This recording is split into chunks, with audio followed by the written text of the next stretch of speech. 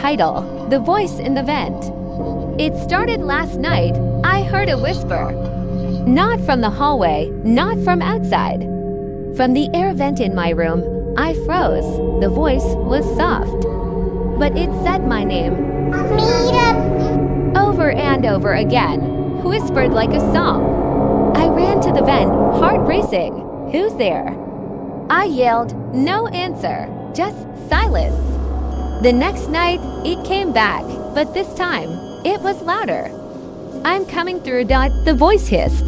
I grabbed my phone and recorded it, but when I played it back, nothing. No sound, just white noise. I asked my parents. They said there's no duct system in my room, no vents. I showed them.